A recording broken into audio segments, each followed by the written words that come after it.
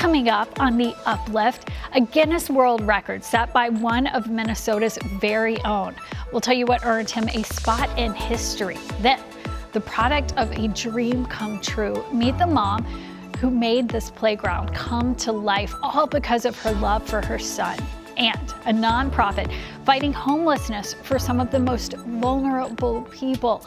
We're going to tell you how it's giving people homes and hope. Welcome to the Uplift. In this digital series, we're going to be sharing some of our favorite stories that we hope will put a smile on your face. It's our goal to lift your spirits for at least the next 30 minutes and hopefully for a lot longer. I'm Susan Elizabeth Littlefield. Thank you, friends, for being with us. It's official. A Minneapolis man now holds a Guinness World Record. Scott Miller and his team were awarded the honor for the fastest group to ever row the length of the Mississippi River. In May, the team completed their 2,400-mile adventure in 16 days, 20 hours, and 16 minutes. That beat the previous record by nearly one full day. Miller says the accomplishment means so much. You can go to Mount Everest for a big adventure. You can go to, Mount Kilimanjaro. You can go to these incredible places, but we have incredible adventure available to us right here in our beautiful home state of Minnesota, and that's very meaningful to me. Miller's team, known as Mississippi Speed Record, trained together for more than a year before making history.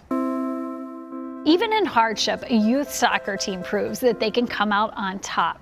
The FC Minai soccer team came all the way from Ukraine to play in the USA Cup in Blaine. They ended up winning the cup in their age division. Their country has been in war since February 2022, so the players say that coming here to Minnesota has been a great way to focus on the good. Oh, it's beautiful because you can focus on your passion, on your desires, and be with your team. This is like a weird and good that we can see the normal life, and we can hope for the better future for our country.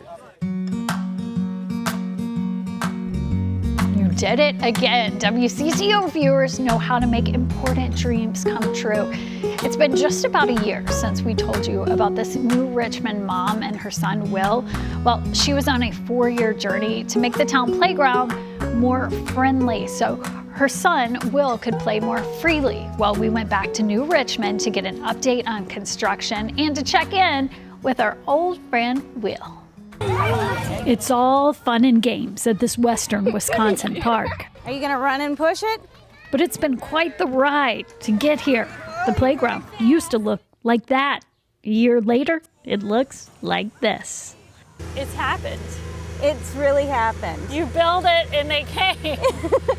And they came in masses. Teresa De Young started this mission in 2018. She wanted her son, who has a Down syndrome diagnosis, to have a playground with solid footing and a ramp for kids who use wheelchairs, a need we shared with our WCCO viewers. After your story aired, we saw, viewers, I assume we're viewers from WCCO, and they were contributing to the Playground Fund, which just warms my heart that, complete strangers were like, this is a feel-good story, this is a good thing, and we want to help make it a reality. I think it was Will. He did it. Will did it, yes. What they did is raise $500,000 to make this dream real. Do you like your playground? Yeah! Yeah! And there's a lot to like. The sign language board, the stable ramp, the sensory toys, the swings, and the merry-go-round, where Will took his new buddy, WCCO photojournalist Joe Berglove, for a ride. The cameraman, yeah. Have you had some moments of emotion with it? Seeing him just light up and enjoy it, it brings tears to my eyes. And smiles to the whole family. Oh! This playground makes him follow me more for some reason, so I get to play with him more on this playground. A playground that kids of all abilities can enjoy together. This just really is all about what he stands for, just inclusivity and being with everyone and loving life. Which works out great, because these days, the world is Will's playground. Leaders in the Twin Cities are searching for solutions to address mental health and homelessness. One nonprofit is working to remove the stigma while standing with those in need. WCCO's Derek James shows us their approach. Individuals aren't asking for these things to happen to them. Nobody wants to be diagnosed with a mental illness. Mallory Carlson works on the front lines of the mental health and homelessness crisis in the Twin Cities. A decade ago, she was there herself. I struggled a lot with alcohol and was later diagnosed with bipolar. Carlson was introduced to a caseworker who she built trust with, helping her turn things around. Guilt came into my life at probably one of the darkest times that I've experienced. When Hastings State Hospital closed in the 1970s, the Guild of Catholic Women stepped up to provide housing for people leaving the hospital who had no place to go.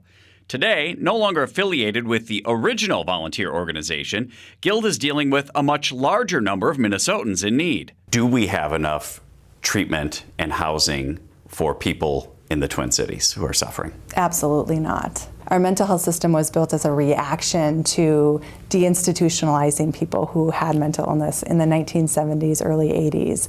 And we've built up a system that is really a safety net system. Guild CEO Julie Bloom says they are trying to be more proactive than reactive. And we're continuing to build additional mental health beds for hospitalization and inpatient and treatment. But really, if we can start to provide services to kids, to adolescents, to their parents, before they need that level of care. The nonprofit provides personal care, trust, and sense of community to about 350 clients each day, many whom they hope to move from long-term homelessness into stable lives. They feel safer in community, which we want to support, but at the same time knowing that encampments are not safe and are not a long-term solution. Carlson credits community for her success.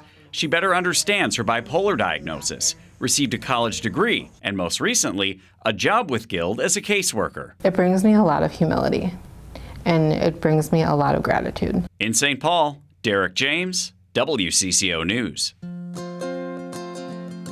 Up next, it's never too late to learn. We're going to show you the organization taking these adult learners on quite the ride.